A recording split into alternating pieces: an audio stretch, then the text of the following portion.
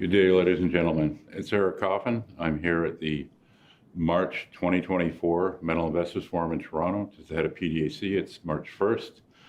I'm here with Michael Wood. He's the chair of a company called Sendero Resources that I started following in a newsletter when they listed. I also bought a bunch of the stock. So, as always, when I'm doing these things, I'm eating my own cooking and talking my book. If I like something enough to put it in the newsletter, I like enough to buy it. And I bought a bunch of this one. Sendero, their symbol is SEND on the venture. Sendero's got a large and very interesting project with a lot of targets, some of which are being drill tested now. The project called Peñas Negras is located in the Vicuña belt, which has become justifiably quite famous. It's arguably the hottest mineral belt in the world right now. But the first thing I wanted to touch on, Michael, is because Vicuña's got so hot, thanks to Filo Mining and NGX, et cetera, basically the Lundin companies, I suspect there's a misconception among people that don't really know the company that you guys are kind of like, late to the party, jumped on the area play, yada, yada, yada, when in fact, your CEO, Hernan, and maybe give us a thumbnail of Hernan's background. He started putting this project together quite a long time ago, before the belt became the belt. Yeah, exactly. In 2018, right. Hernan put the project together. While the Lundins had all their projects back in the old NGX, they were all spun out into the three companies in 2019, and then obviously the amazing success at Filo in 2020 really kickstarted the whole belt and what it's become today. So yeah, we're not new to the area. We've been there for quite a long time, and Hernan was doing some work. We privately created Sendero in March 2021, so 3 years ago. Sendero has been going as a private company for most of the time, just listed last October on the TSX. Okay, and let's talk a bit about Peñas Negras. I mean, you're drilling right now.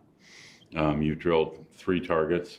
It sounds like the third one where the drill is currently, that one is sounding like really interesting. And one thing that was they put out a technical release a few days ago that I think maybe confused people as much as it was a good release. It's just, it was a very technical release. So if you didn't know what you were reading, it was easy to kind of get sidetracked.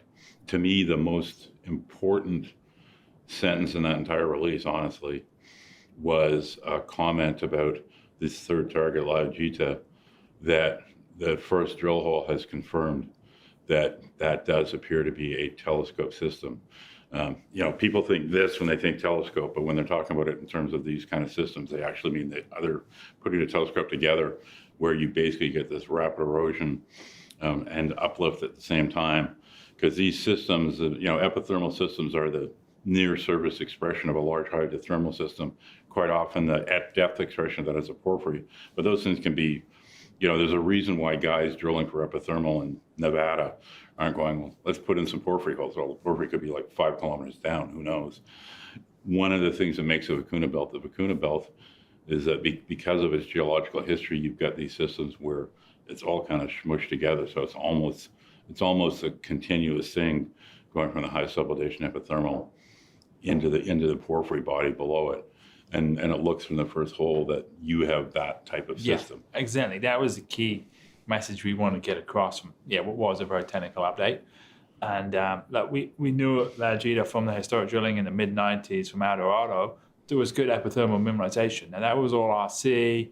The logs were, okay, but not that detailed. So, we didn't know what kind of epithermal system it was, and delighted to be going into a lithocap. Clear high sulfidation epithermal system, some Vigi silica, which is beautiful to see, very prevalent at Filo. Very excited by what we saw in that. Then we started to go down into porphyry mineralization. We saw a class of the porphyry in the epithermal. There's nice brecciation in the epithermal part. We saw a class of the porphyry in there. It's an indication of mashing up. And very, very happy with that first hole. We did 450 meters.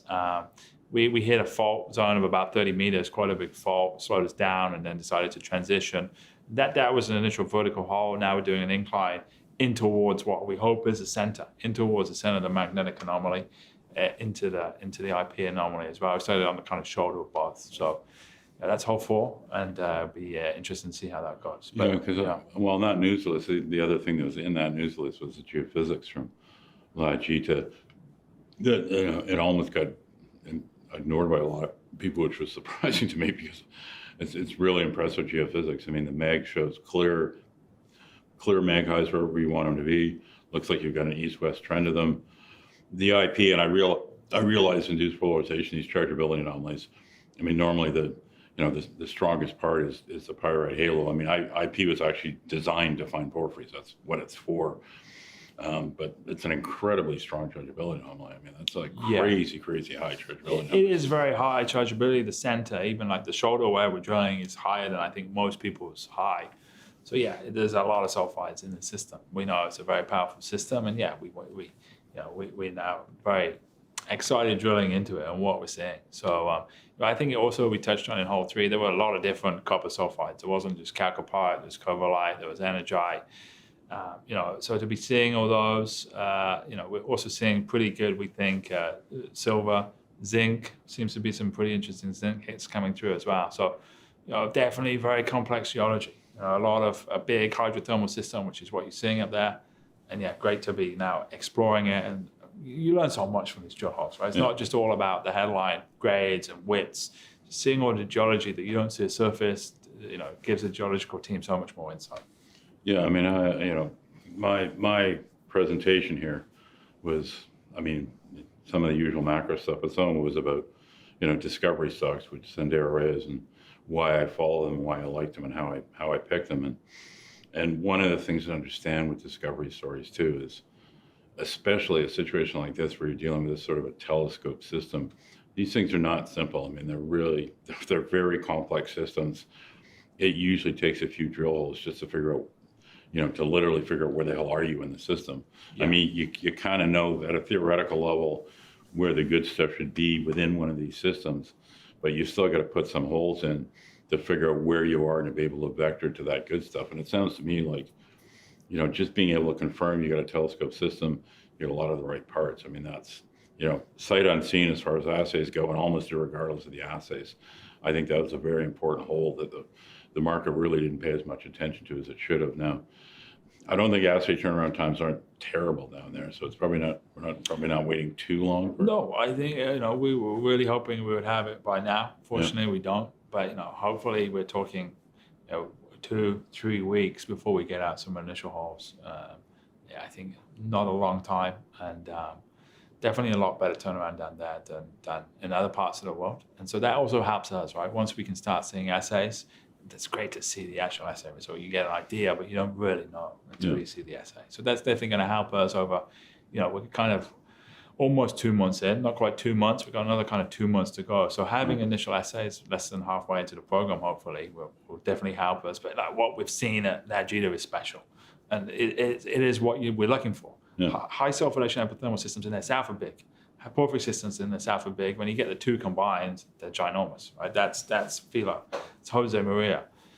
The two big deposits in the district are like that. So yeah, for us, it was fantastic to see. That's really why we kind of rushed and put out that very technical update for that main reason. So I could talk openly about it while I'm here in MIF. And I think you've already decided the next hole will also be at La Gita. Yeah, the 5th hole will also be in La Gita. Yeah, it's already decided. Okay. Well, I mean, assay sight unseen, very strong technical team with a lot of experience in this belt. They've decided now to have at least 3 holes in the La Gita, which is not the original plan. Not even sure it was part of the drill. Like early drill planning wasn't part of the program. It definitely wasn't this time last year. Yeah. And even really probably September, it's still, I think once we saw the geophysics, right. And also once we had the site visit with Dave and the other technical advisors, and they saw it, and yeah, I think then it all started to rise. And I think the thing on La Gita is the other targets have outcropping, right? The first 2 we already got outcropping porphyry, which is pretty rare. La Gita, you've got cover, but it's glacial moraine.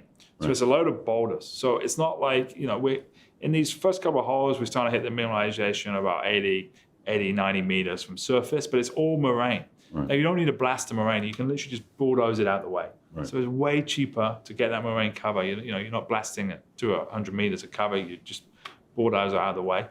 So it's a lot more simple. And then, once you get through the moraine, you're hitting the mineralization. So again, you exclude the moraine, mineralization from surface, Right. which is great to see. Yeah, it's a great story. I mean, obviously it's early days. We don't have any assays yet, but this feels like a project and a stock that's got potential to be a real winner.